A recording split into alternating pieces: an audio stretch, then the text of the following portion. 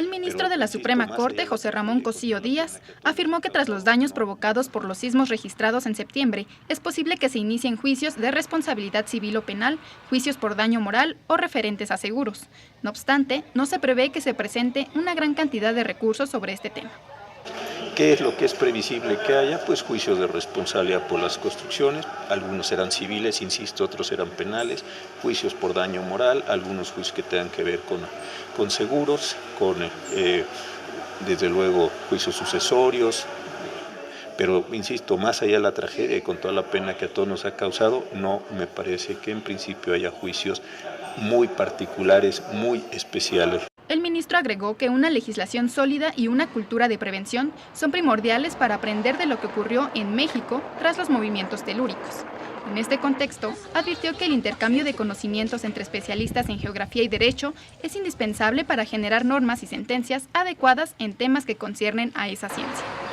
Cuando llegan esos casos a los jueces, a los legisladores, a quienes hacen las normas oficiales, etcétera, etcétera, etcétera, necesitamos que ustedes, comunidades como esta, nos digan: esto es esto no es esto, estas son implicaciones, estas son las magnitudes, y sobre ese conocimiento duro nosotros legislemos o nosotros con ese conocimiento dictemos sentencias.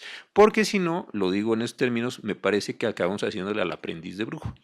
En el sentido de que decimos, a mí me late, a mí me suena. Durante la conferencia Derecho y Geografía, Riesgo de Desastres, el ministro enfatizó que el vínculo entre disciplinas permitirá generar normativa con implicación jurídica sobre temas relacionados con el territorio que no han sido contemplados por el derecho.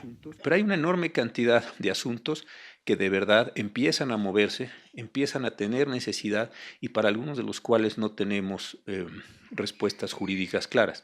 Han empezado a llegar, por ejemplo, a la Suprema Corte algunos asuntos de qué pasa con personas que se asientan en un lecho de río, cuando viene una crecida, se lleva a sus casas, las despedaza, etcétera. Se viola una norma, ¿cómo se sabe que esa persona podía estar en qué distancia del lecho del río?